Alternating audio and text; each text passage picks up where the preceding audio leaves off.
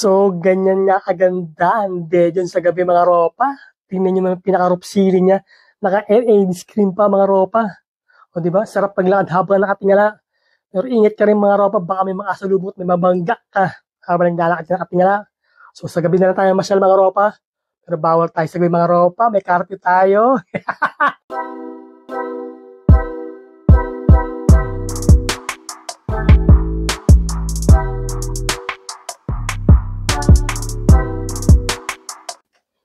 Good day sa inyo mga ropa, repa, mga tropa, mga pare, mga repa call, mamen. Another day, another vlog na naman tayo mga ropa. So nasa biyahe tayo niyan mga ropa. Papunta nga tayo sa Dejon downtown mga ropa o kaya Dejon Cine kung tawagin nila mga ropa dito. Diba? So, andyan na nga tayo mga ropa sa pinaka-Dejon train station mga ropa. Pero ropa, hindi ako nag-train. Nag-bus lang talaga ako. Pinakita ko lang talaga sa inyo yung pinaka-train station niya mga ropa. O diba? Boba pa talaga ako dyan mga ropa para ipakita lang sa inyo. Yan. O diba mga ropa, ang ganda ng train station ng Dejon mga ropa. Parang kala mo ano na eh, airport na mga ropa sa laki niya no. Yun mga ropa. So, yun yung pinaka-waiting area mga ropa. Yan. Pag dyan ka na rin bibili ng ticket mga ropa. So, dyan mo na rin makikita. Meron dyan malaking screen. Makikita mo mga schedule ng dating at alis ng mga trend mga ropa. O, diba? Tigas na mukha ako dyan. May pa-video-video ka pa. Minsan, nahihiyangan ako sa ginagawa ko mga ropa. Eh, oh. Kita nyo naman sa dami ng taong yan. Nagawa ko mag-video pero nahiya talaga ako magsalita mga ropa sa maraming tao kaya ito lang ginagawa ko. Lagi tayo nag-audio recording nila mga ropa. So pagbaba mo nga dyan ng pagbaba mo ng o paglabas mo ng station na mga ropa, so meron na rin dyan papuntang kung tawagin ni underground mall mga ropa. So pagbalabas mo Antimano katapat lang yung mga ropa. Pero papakita ko muna sa dyan yung mga ropa, yung pinaka train station. Yung unahan niya mga ropa. Yan o. Yung pinaka front niya mga ropa. Yan. So hindi ka maliligaw dyan mga ropa. Yung ating dalawang building na yung mga ropa. Parang kambal yun eh. Kahit nasa malayo ka makikita mo. Yung pinaka dati nung bago ko. Yung pinaka tandaan ko. Pag feeling ko naliligaw na ako. Yun. Yun ang hanapin ko yung dalawang kambal na building na yun. So dyan nga mga ropa. Baba na nga tayo dyan mga ropa sa pinaka underground mall nila mga ropa. Yan o. Ang gwapo naman ng video to. Feeling gwapo lang pala. Feeling cute. So nandiyan na rin mga ropa yung pinaka subway train nila mga ropa sa baba na yan. So nakaiwalay nga yung subway train sa mga metro train mga ropa. So yung Dejon, meron din siyang subway train mga ropa. Pero hindi ganun kalaki o kalayo yung sakop ng subway niya mga ropa. Hindi katulad ng Seoul. Talagang lawak ang sakop ko. No? Sino yan mga ropa? Sino yan? Ang show ko number 7. Si Miyata. Tama ba ako kung di nagkakamali mga ropa? Si Miyata nga ba? Siguro nga mga ropa. Nalimutan ko na pero pagkakatanda ko si Miyata nga yan mga ropa. Iyan o. Naglalakad na nga tayo dyan mga ropa papunta sa may underground mall. O, diba? Napakalinis niya mga ropa. So, sarap maglakad-lakad dyan mga ropa. Pag naboboring ako mga ropa, dyan talaga ako malimit. Nagpupunta. Tingin-tingin ka lang. Pag medyo stress ka, boring sa bahay, punta na ako dyan mga ropa. Kahit wala akong binibili. Dyan lang ako kasi mahilig ako mag-window shopping na mga ropa. Yan o. Diyan mo makikita yung mga sapatos, damit. So mga local brand lang siya ng mga Korea mga ropa. Hindi siya mga brand pero local brand ng Korea. Ayan, mga favorite ko punta mga ropa, yung mga medyas. Yung mga ropa, talaga may sa mga medyas, may mga design. Hindi na ako baliw na baliw minsan eh. Pagka nakakita ko yun, talagang napapabili rin ako pag may magandang design na gustuhan ko. O diba mga ropa, cellphone, nandyan yan. Mga second hand mga ropa. Ayan. Ang dami yan mga second mga ropa, medyo mura lang talaga. Ayan ang mga cheesemakers ng Korea mga ropa. Diba? Pag nagpunta ka dyan mga ropa, kalamitan ng mga nakatambay dyan mga ropa, puro matatanda talaga. Mga chismakers siya mga ropa. Yan. Akyat tayo mga ropa sa pinakataas, yung pinakaibabaw ng underground mall mga ropa. O yan ang pinakaibabaw niya mga ropa. Kalsada talaga. So kasi sa gilid niya mga ropa, ang dami din dyan mga sidewalk vendor. Tapos dyan na rin mga ropa yung mga ukay-ukay. Tapatan lang. Yan ang like mo. Di ba? Hindi ka talaga mabobori mga ropa pag nagpunta ka dyan. Yan o. Di ba mga ropa? So sa mga curious dyan, ang ba itsura ng Korea mga ropa yan? Kaya ako rin ginagawa ito mga ropa. Sa pamamagitan ng video ko mga ropa, sa mga curious, sa mga viewer ko, ano ba itsura ng Korea talaga? Yan mga ropa, yan ang pinaka-itsura ng Korea mga ropa. So sa lugar ko mga ropa, walang ganyan. So sa lugar ko mga ropa, puro buntok talaga mga upo, no? Makakita yung mga kalahip ng mga unggoy. Hindi, walang unggoy dito. Pero ba? Wala ko nakakita mga unggoy dito mga ropa. Mga insekto lang mga ropa sa paligid ko. Lalo sa gabi, mga kuliglig ang mga narinig ko.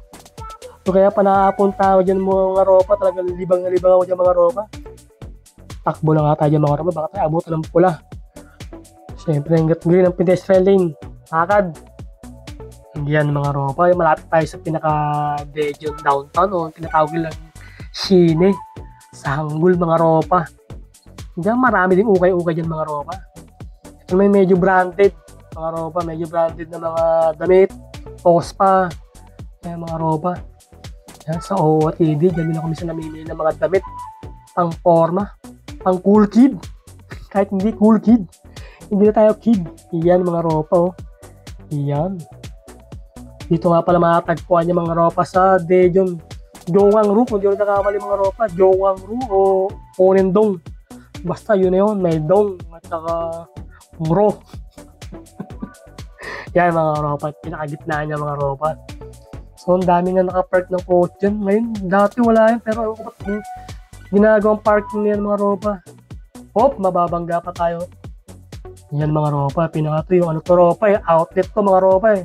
So mas mura dyan, pag dyan ka bumili mga ropa, mas mura dyan mga Tospa, pag mga outlet. Yan, MLB mga ropa, OOTD, yan.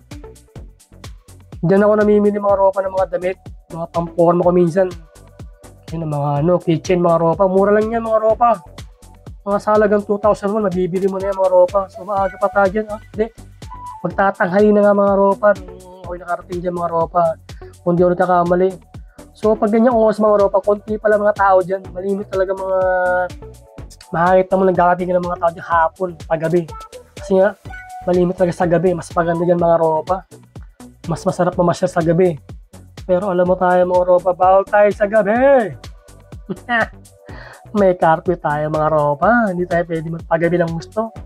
So dapat mga 9 pa lang nasa bahay na tayo mga ropa.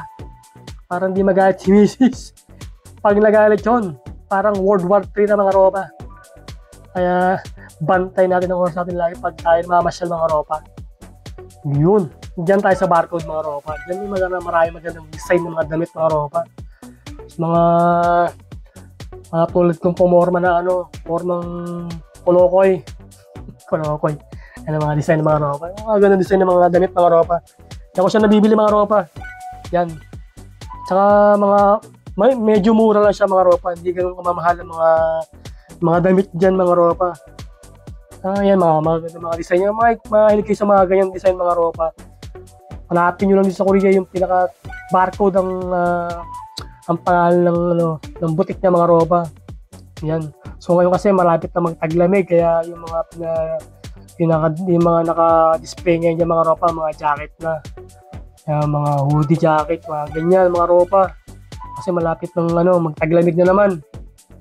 So kalimitin yun ng mga ropa, naka-display o naka-hang. O diba mga ropa? Yan, medyas na naman. Yan, trip ko yan eh. Pero ewan ko, bigla ako ng dalawang isip na bilhin. Sabi ko, dahil ko na medyas. Pero hindi naman ako mga ropa eh.